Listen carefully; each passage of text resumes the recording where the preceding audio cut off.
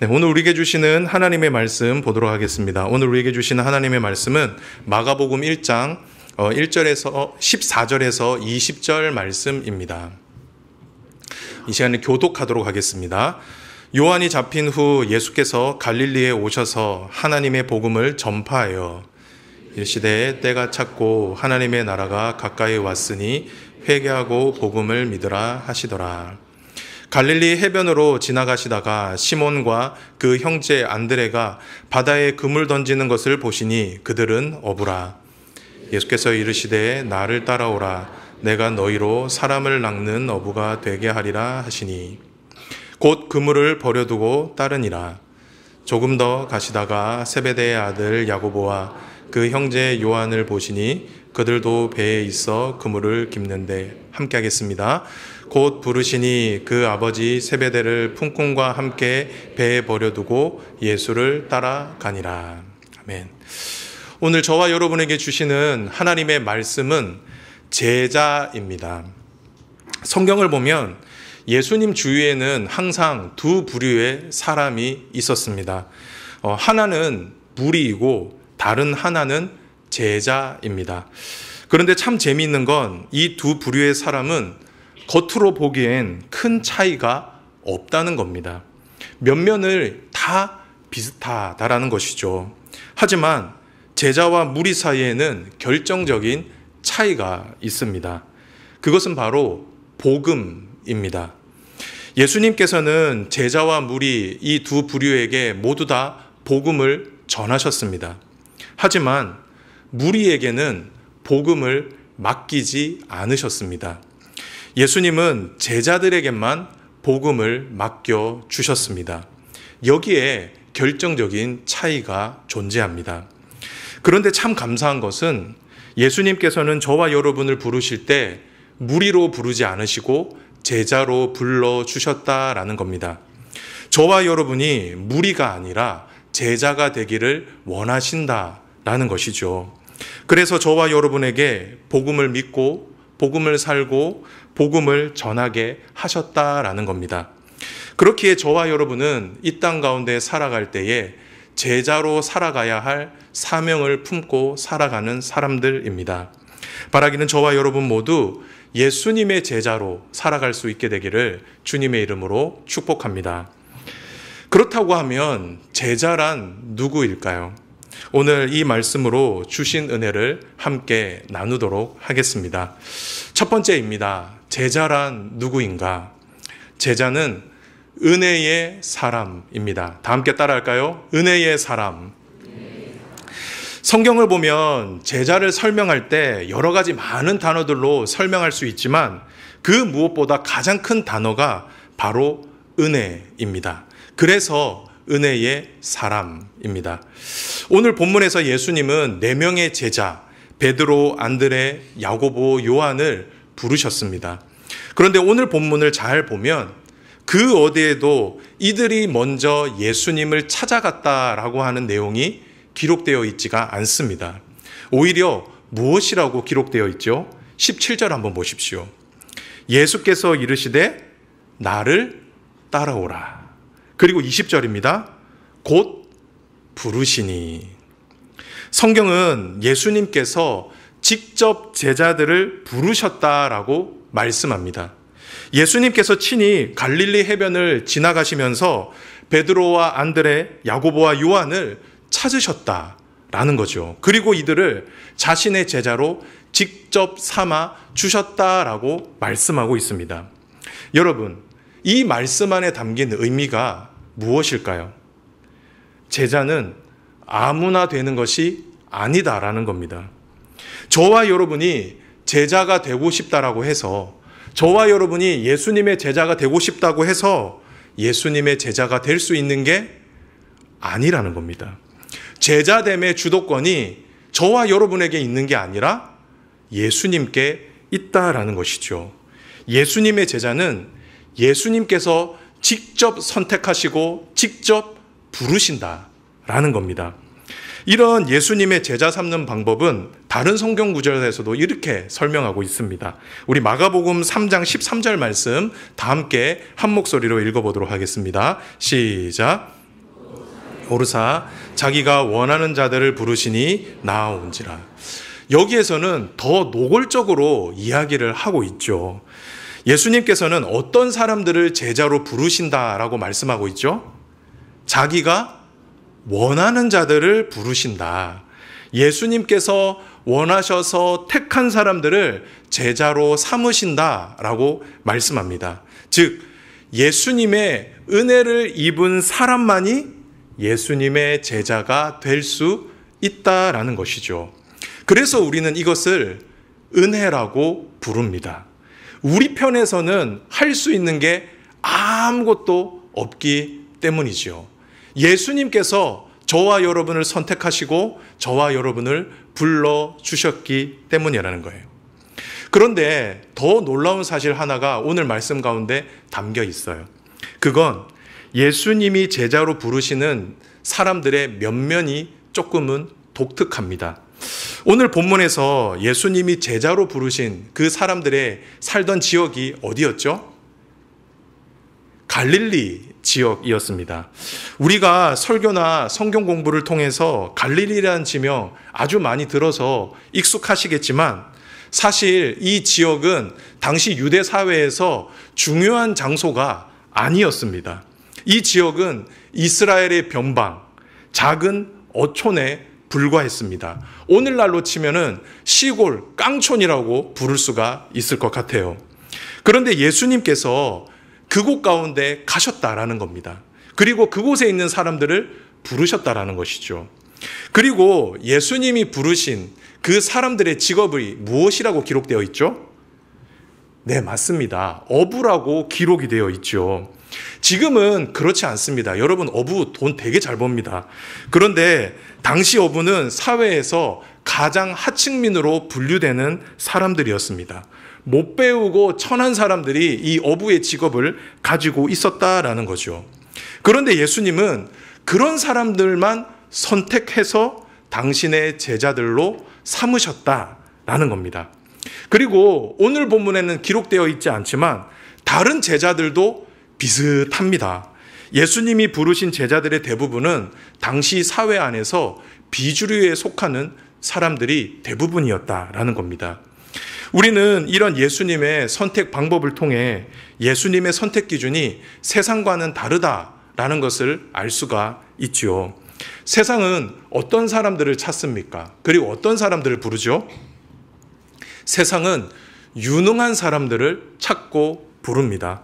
재력도 있으면 좋겠죠. 그리고 똑똑하면 좋지 않습니까? 그리고 성격도 좋고 사람들과도 융화도 잘 되는 그런 사람. 그리고 저처럼 외모도 좋으면 금상첨화겠죠. 이처럼 세상의 기준은 철저히 사람의 외형, 그 사람이 가지고 있는 것에 포커스를 맞추죠. 하지만 예수님의 기준은 다릅니다.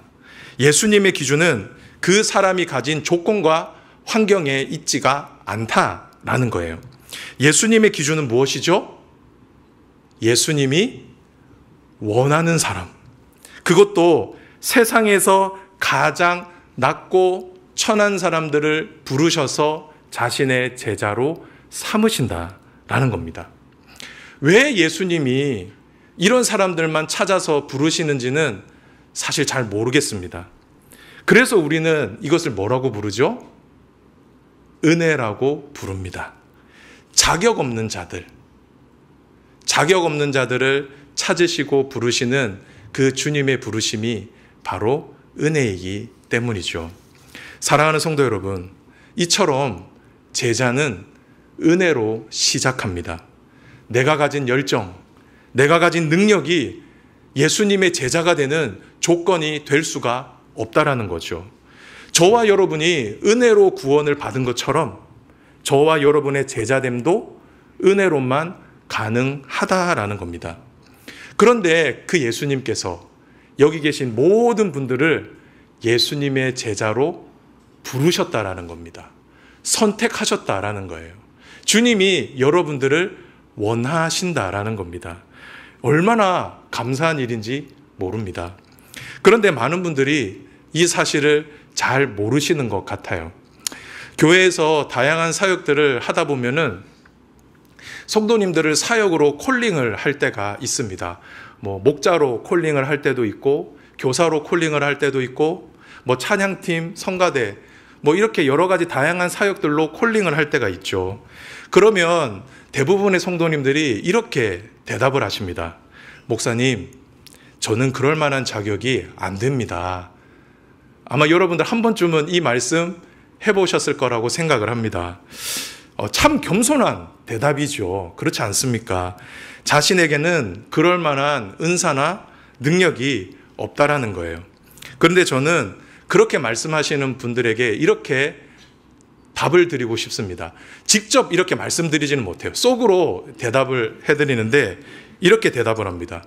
그래서 당신입니다. 그래서 제가 장로님에게, 권사님에게, 집사님에게 부탁드리는 거예요. 이렇게 하는 거예요. 우리 옆에 계신 분들과 한번 이렇게 이야기해 볼까요? 그래서 당신입니다. 네. 네. 왜 그렇습니까? 주님의 사역은, 제자됨은 우리가 가진 지식이나 능력으로 되는 것이 아니기 때문입니다. 복음 사역은 무엇으로 가능하죠? 은혜로 가능하기 때문이다라는 겁니다. 사랑하는 성도 여러분, 저와 여러분의 신앙의 여정은 은혜로 시작합니다. 모든 게 다 하나님의 은혜예요. 그렇기에 제자된 저와 여러분에게 가장 필요한 것은 바로 감사입니다. 부족하고 연약한 우리지만 우리에게 그 복음을 맡겨주시고 복음을 살고 복음을 전하게 해주셨기 때문입니다. 바라는 것은 이 사실을 믿음으로 받으시기를 바랍니다. 그리하여 제자된 저와 여러분 모두 은혜의 사람이 되어 우리를 부르신 주님께 감사하며 제자의 길을 걸어가실 수 있게 되기를 주님의 이름으로 축복합니다. 두 번째입니다. 제자란 누구인가? 그 사람은 바로 예수의 사람입니다. 다 함께 따라할까요? 예수의 사람. 이 말을 조금 더 길게 늘리면 이렇게 말을 할 수 있을 것 같아요. 예수로 설명되는 사람. 이게 바로 제자의 모습입니다. 우리는 앞선 말씀을 통해 제자는 은혜의 사람이다 라고 배웠죠. 이것이 제자됨의 첫 번째 정체성입니다. 그런데 두 번째는 우리 편에서 가지는 정체성이에요. 우리가 제자로서 어떠한 모습을 가지고 있어야 하는지를 말씀하고 있다라는 거예요. 그게 바로 무엇이냐면 예수로 설명되는 사람이 바로 제자라는 겁니다. 오늘 본문을 유심히 보면 예수님이 제자를 부르시는 방법과 패턴이 있다라는 것을 알 수가 있습니다. 먼저 예수님이 등장을 해요. 그리고 제자들의 직업이 나오죠. 그리고 난 후 예수님이 그들을 부르십니다. 그럼 제자들은 이 부르심에 모두 다 순종합니다. 이렇게 똑같은 패턴으로 이루어져 있는데 이건 다른 복음서에 기록되어 있는 제자를 부르시는 것도 똑같이 그렇게 기록되어 있습니다. 그런데 우리가 여기에서 주목해야 하는 것은 이들이 예수님을 따를 때 보이는 반응이라는 겁니다. 우리 18절 말씀 다 함께 한번 읽어볼까요? 시작. 곧 그물을 버려두고 따르니라. 그리고 20절 말씀 읽겠습니다. 시작. 곧 부르시니 그 아버지 세베대를 품꾼들과 함께 배에 버려두고 예수를 따라가니라. 이들이 보인 공통적인 반응이 무엇이죠? 순종입니다. 순종. 예수님께서 이들을 부르셨을 때 이들이 예수님을 따랐다라고, 예수님을 따라갔다라고 말씀하고 있죠. 그런데 오늘 말씀을 보면요, 유독 반복해서 등장하는 단어가 있습니다. 그게 뭐죠? 버려두고입니다. 버려두고. 이들은 모두 다 예수님을 따를 때 자신의 손에 잡고 있었던 모든 것을 다 버려두고 예수님을 따랐다라는 거예요. 베드로와 안드레는 그물을 버렸습니다. 그리고 야고보와 요한은 배와 아버지를 버리고 예수님을 따랐죠. 그런데 우리는 이 지점에서 한번 생각해 봐야 할 게 있습니다. 여러분, 이들에게 그물과 배, 아버지는 어떤 의미였을까요? 이들에게 그물과 배, 아버지는 단순한 직업과 고향이 아니었습니다. 이들에게 그물과 배 아버지는 삶이었습니다. 그리고 자신의 정체성이었죠. 자신을 설명할 수 있는 한 단어를 고르라고 한다면 아마 이들은 그물, 배 아버지를 말했을 겁니다. 그런데 지금 이들이 그 중요한 그물과 배 아버지를 버리고 예수님을 따라가고 있다라는 거예요. 이 말은 이들이 이전의 자신을 버렸다라는 말입니다. 이들이 단순히 그물과 배 아버지를 버렸다라는 게 아니라 이전의 자신, 이전의 자신의 삶, 이전의 자신의 정체성을 버렸다라는 거예요. 어부로서의 정체성과 누구의 아들이라고 하는 정체성을 버리고 예수님을 따랐다라는 것이죠. 그리고 이제는 예수님을 붙잡겠다라는 겁니다. 그 빈손으로 예수님을 붙잡고 이제는 예수님으로 살겠다라는 것이죠.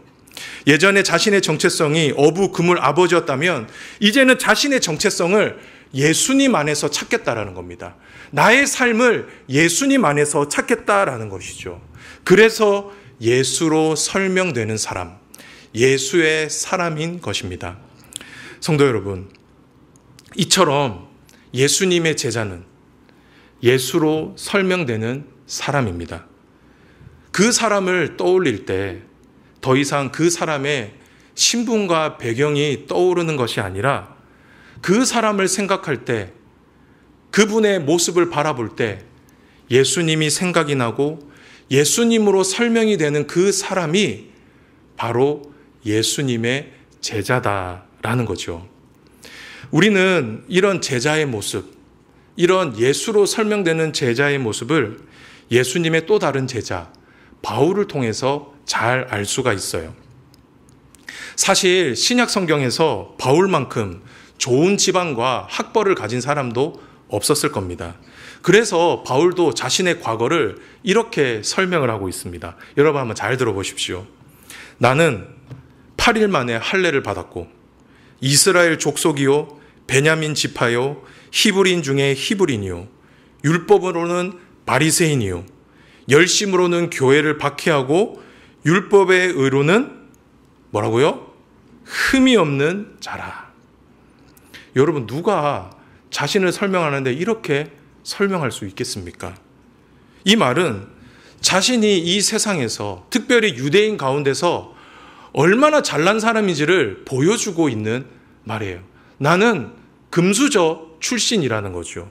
그리고 나는 너희들보다 훨씬 더 많이 배웠고 나는 너희들보다 가진 게 너무나 많은 사람이고 내 삶은 그 누구보다 깨끗한 사람이라는 것이죠. 하나님 앞에 부끄러움이 없는 사람이다 라고 지금 자신이 자랑하고 있는 거예요. 그런데 이 바울이 예수님을 만나게 됩니다. 그리고 예수님의 제자가 돼요. 그런데 예수님의 제자가 되고 나서 말하는 자신을 뭐라고 얘기하는지 한번 우리 다 함께 읽어보도록 하겠습니다. 우리 말씀 한번 읽겠습니다. 시작.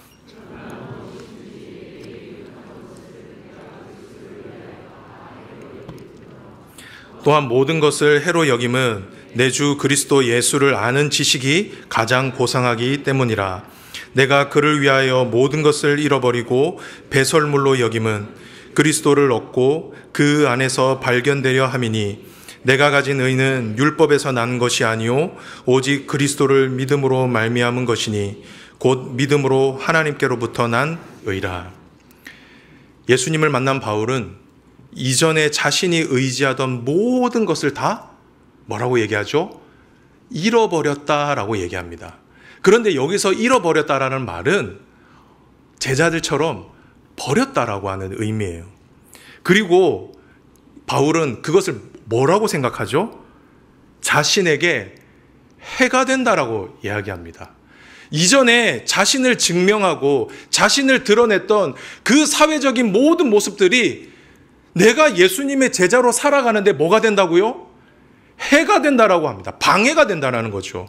그리고 심지어는 뭐라고 얘기합니까? 그 모든 것들을 다 배설물로 여긴다고 얘기합니다. 조금은 더러운 표현이죠. 하찮은 거라고 생각합니다. 가치 없는 것이다라고 이야기를 한다라는 것이죠. 그런데 바울은 왜 자신이 그렇게 될 수밖에 없다라고 이야기했습니까? 무엇 때문이죠? 그리스도를 얻었기 때문이다라고 이야기를 해요. 무슨 말입니까? 이제 자신의 손에 뭐밖에 없다라는 거죠? 예수님밖에 없다라는 겁니다. 그래서 자신의 인생을 이제는 예수님으로만 설명하겠다라는 거죠. 이것이 바로 제자된 바울의 신앙 고백이었다라는 겁니다. 사랑하는 성도 여러분, 그렇게 저와 여러분이 예수님의 제자로 살아가기 위해서는 가장 먼저 여러분의 손이 비어 있어야 합니다. 이전에 내가 자랑하던 것, 그리고 나를 설명하려고 했던 그 모든 것들을 다 던져 버려야 한다라는 것이죠. 그리고 그 손에는 이제 무엇이 있어야 되는 거죠? 예수님의 옷자락이 있어야 하는 겁니다. 이제는 예수님을 따라 살며 예수님을 드러내는 삶을 살아야 한다라는 것이죠. 이것이 바로 참된 제자의 모습입니다. 바라기는 저와 여러분 모두 예수로 설명되는 그런 귀한 제자의 삶을 살아가실 수 있게 되기를 주님의 이름으로 축복합니다. 그런데 우리는 이 지점에서 오해하면 안 되는 게 있어요. 그건 당시 예수님의 제자들처럼, 바울처럼 예수님의 제자가 되기 위해서는 내 삶의 모든 것들을 다 버리고 예수님만 쫓아야 된다, 예수님만 따라야 된다라고 하는 생각입니다. 네, 분명 내 삶에 있는 모든 것들, 내가 귀하게 여겼던 모든 것들을 다 버리고 예수님만 온전히 쫓는 것 참 귀한 일이죠. 하지만 오늘 본문에서는 그렇게 말씀하지는 않으세요. 주님을 따라가는데 네 삶에 있는 모든 것들 다 버리고 나만 따라와라라고 말씀하시지 않는다라는 거예요. 분명 제자들은 그물과 배, 아버지를 버렸습니다. 정말 귀한 것을 버린 것이죠. 하지만 이들은 자신의 직업을 버리지는 않았습니다. 이들의 직업은 여전히 무엇이었죠? 이들의 직업은 여전히 무엇이었습니까? 어부였습니다. 그런데 이제 뭐가 바뀐 거죠? 잡는 대상이 바뀐 겁니다. 이전에 이들은 뭘 낚는 어부였습니까? 물고기를 낚는 어부였어요. 그들은 그물과 배를 타고 나가서 그냥 그 바다 가운데 있는, 호수 가운데 있는 물고기를 잡으면 되는 거였습니다. 그런 어부였어요. 하지만 예수님의 제자가 된 이후에 이들은 무엇을 낚는 어부가 된 겁니까? 사람을 낚는 어부가 된 것이죠. 즉 예수님의 제자가 된다라고 하는 것은 내 삶을 다 포기하고 내 직업을 다 포기하고 온전히 교회에서 봉사만 열심히 하는 게 아니라 내 삶의 방향과 목적을 바꾸는 것입니다. 이전엔 나를 위해서 살았어요. 이전엔 내가 밥 먹고 살기 위해서, 내 자녀들 키우고 내 자녀들 잘 양육시키기 위해서 그렇게 살았다라고 한다면, 나의 성공을 위해서 살았다라고 한다면 이제는 누구를 위해서요? 주님을 위해서, 복음을 위해서 순종하겠다라는 것이죠. 그렇게 그 복음을 위해서 순종하며 살겠다라고 하는 그 다짐이 바로 예수님의 제자의 다짐이라는 겁니다. 이것이 바로 오늘을 살아가는 제자의 참된 모습이다라는 것이죠. 바라는 것은 이 사실을 믿음으로 받으셔서 저와 여러분 모두 예수로만 설명이 되는 그런 귀하고 복된 인생이 되실 수 있기를 주님의 이름으로 축복드립니다. 마지막인데요. 마지막으로 제자란 누구인가? 그 사람은 바로 다시 은혜의 사람입니다. 다 함께 따라할까요? 다시 은혜의 사람. 여기에서는 다시를 강조드리고 싶습니다. 결국 예수님의 제자는 돌고 돌아서 어떤 사람이라는 거예요? 은혜의 사람이다라는 겁니다. 다시의 사람이 아니라 은혜의 사람. 우리는 앞선 말씀을 통해 예수님의 제자가 누구인지에 대해서 함께 말씀을 묵상해 했습니다. 그 사람이 누구였죠? 첫 번째는 은혜의 사람이었죠. 제자는 예수님의 은혜를 입은 사람입니다. 그 사람만이 제자가 될 수 있어요. 그리고 두 번째는 무엇이었죠? 예수의 사람이었습니다. 예수님의 제자는 이제는 예수님으로만 설명되는 사람이 바로 예수님의 제자다라는 거예요. 그런데 마지막으로는 우리에게 말씀하시는 그 주님의 말씀은 새로운 길, 낯선 길이 아닙니다. 오히려 다시를 말씀하고 있다라는 거예요. 다시 우리를 은혜로 초청하고 있다라는 것이죠. 그래서 다시 은혜의 사람입니다. 사실 오늘 본문에서 제자들은 정말 큰 결단을 한 것입니다. 그렇지 않을까요? 어떻게 자신이 평생 업으로 삼고 있었던 그 직업을 예수님을 만난 직후에 다 포기할 수가 있겠습니까? 그리고 어떻게 예수님 한번 만났다고 자신의 고향과 자신의 아버지를 버릴 수 있겠느냐라는 거죠. 정말 쉬운 일은 아니었을 겁니다. 이런 점에서 예수님의 제자들이 정말 훌륭한 선택을 했다라고, 정말 위대한 선택을 했다라고 볼 수가 있죠. 하지만 우리가 복음서를 조금만 더 읽어보면 우리는 이들에게 실망할 수밖에 없습니다. 이들은 예수님과 3년이라고 하는 긴 시간 동안 예수님과 함께 했어요. 우리는 예수님 얼굴 단 한 번도 본 적이 없는데 그들은 매일마다 3년 동안 예수님 얼굴 보면서 살았다라는 거예요.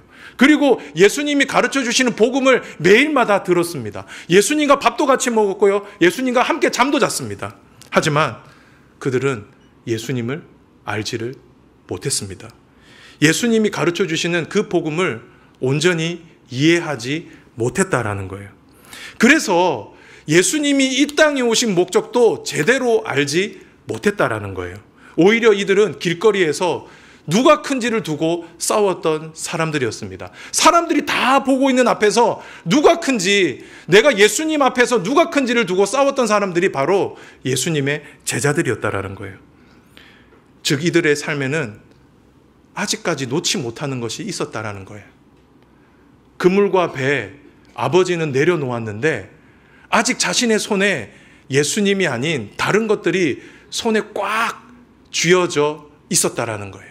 갓난아기가 자신의 두 손에 뭔가를 꽉 움켜쥐듯이 이 제자들도 자신의 두 손에 무엇인가를 꽉 움켜쥐고 있었다라는 거예요. 그리고 예수님께서 십자가를 지려고 하셨을 때 누구보다 예수님의 그 십자가의 길을 막았던 사람도 이들 가운데 있었죠. 그리고 그 중에는 예수님을 은30에 판 사람도 있었습니다. 그리고 예수님을 3번이나 모른다라고 예수님을 저주한 사람도 그들 가운데 있었다라는 거예요. 그리고 예수님이 돌아가신 이후에 그들은 다시 그물과 배 아버지를 붙잡았습니다. 이처럼 이들의 첫걸음은 정말 위대했지만 이들의 모습은 제자의 모습이라고 하기에는 너무나 형편없는 모습을 보여주었다라는 거예요. 그런데 여러분, 참 놀라운 건 예수님께서는 그래도 이들을 포기하지 않으셨다라는 겁니다. 예수님은 이들에게 베푸시는 그 은혜를 단 한순간도 거두신 적이 없다라는 거예요. 오히려 부족하지만 끝까지 이들을 품어주셨습니다. 그리고 끝까지 인내하시면서 그들에게 가르쳐 주셨어요. 심지어 자신을 팔 그 제자가 누구인지도 알고 있었지만 예수님은 그 제자까지도 끝까지 품고 사랑해 주셨다라는 겁니다. 성경은 이런 주님의 마음을 이렇게 기록하고 있는데요. 우리 이런 주님의 마음을 생각하시면서 우리 요한복음 13장 1절 말씀 다 함께 읽도록 하겠습니다. 시작.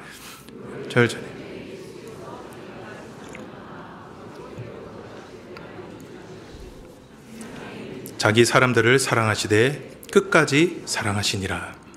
여기에서 말하는 자기 사람들을 제자라고 바꿀 수 있습니다. 예수님이 그 사람, 그 자기 사람들을 어떻게 사랑하셨다라고 말씀하죠? 끝까지 사랑하셨다라고 말씀합니다. 그런데 여러분, 이 요한복음 13장 맥락이 뭐냐면 가룟 유다가 예수님을 파는 장면이에요.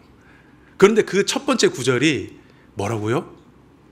사랑하시되 끝까지 사랑하셨다라는 겁니다. 이 말은 그럼에도 사랑하셨다라는 거예요.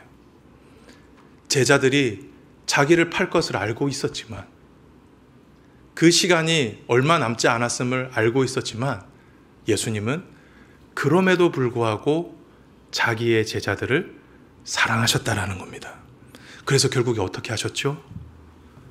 결국에는 그 사람들, 그 부족한 사람들을 초대교회의 지도자로 세워주셨지 않습니까?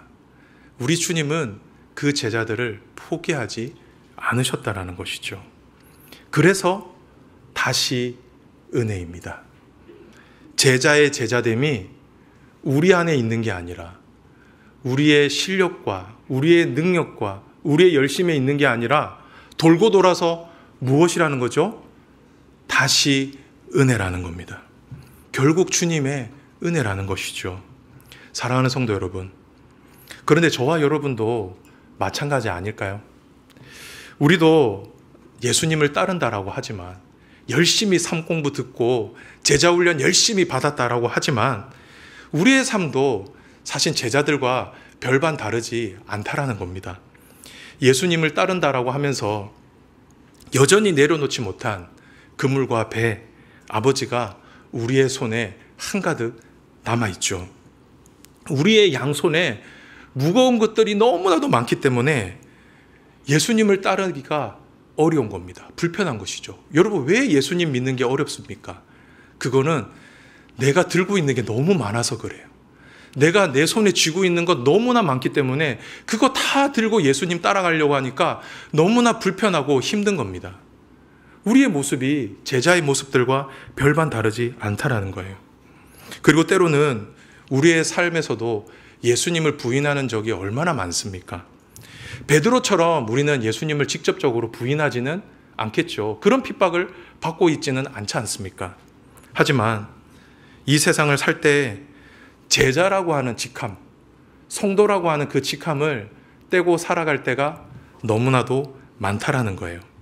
그래서 예수님의 뜻보다는, 예수님의 가르침보다는 우리의 혈기와 우리의 노력으로 살아갈 때가 너무나도 많다라는 것이죠. 그리고 때로는 우리의 인생 가운데 풍랑이 일어날 때가 있잖아요. 정말 내가 감당할 수 없는 그 많은 삶의 어려움들이 있다라는 거예요. 그런데 여러분, 분명히 기억해야 하는 것은 그 풍랑 가운데 있을 때, 그 배 가운데 예수님은 함께하고 계셨잖아요. 그렇듯이 예수님이 우리의 삶 가운데 함께하고 계시는데 우리는 그 풍랑을 만날 때마다 어떻게 합니까? 두려워하고 떨어하죠. 그리고 예수님 어디 계시냐고 불평불만하는 게 우리의 모습이라는 겁니다. 하지만 예수님께서는 그럼에도 불구하고 우리에게 제자라고 하는 그 직함을 떼지를 않으신다라는 겁니다. 여전히 우리를 예수님의 제자라고, 나의 사랑하는 제자라고 부르신다라는 것이죠. 왜냐하면 우리에겐 다시가 있기 때문입니다. 그럼에도 우리를 용납하시고 사랑하시는 예수님이 있기 때문이죠. 그 은혜와 사랑이 지금 저와 여러분의 삶을 꽉 붙들고 있는 겁니다. 그렇게 다시 일어나 그 제자의 길을 걸어갈 수가 있는 것이죠. 그렇게 성도 여러분, 때로는 우리가 신앙생활하다가 실수할 때가 있잖아요. 그리고 주님의 사역을 하다 보면은 실수할 때가 많이 있지 않습니까? 심지어는 실패할 때도 있겠죠. 하지만 그렇다고 해서 너무 자책하지 마십시오. 제자로서의 삶이 무너졌다고 해서 그 제자의 삶을 쉽게 포기하지 마시라는 겁니다. 왜냐하면 저와 여러분의 삶 가운데는 다시가 있기 때문입니다. 날마다 우리를 새롭게 찾아오시고 날마다 우리를 다시 부르시는 그 주님의 은혜가 있기 때문이죠. 그렇기에 저와 여러분은 힘들지만, 때로는 부족하고 연약하지만 그 주님의 은혜를 의지하여서 다시 주님께로 가까이 나아갈 수가 있는 것입니다.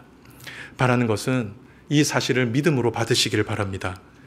그리하여 우리의 어떠함에도 불구하고 우리를 향해 은혜의 손을 놓지 않으시는 그 주님만 믿고 따르시기를 바랍니다. 저와 여러분도 예수님을 사랑하시되 끝까지 사랑하실 수 있게 되기를 바랍니다.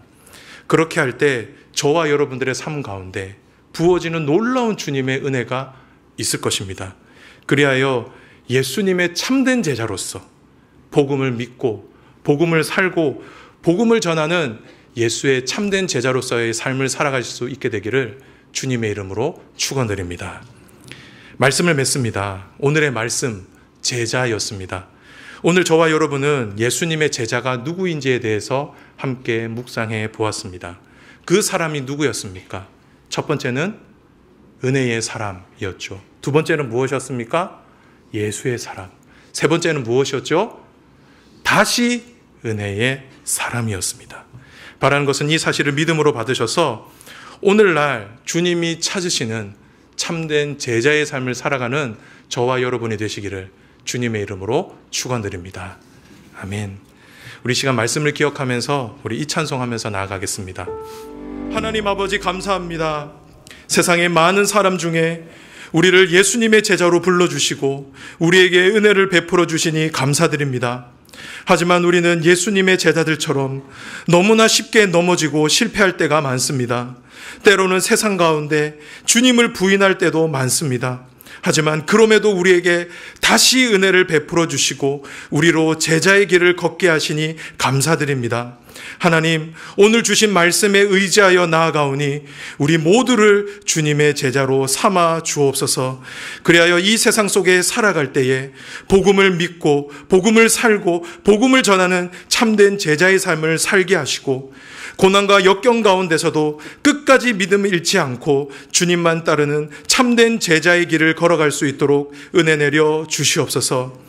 하나님, 혹시 이 자리 가운데 삶이 너무나 고달파서 삶의 여러 가지 많은 문제와 시험 앞에 제자의 삶을 내려놓은 주님의 자녀들이 있습니까?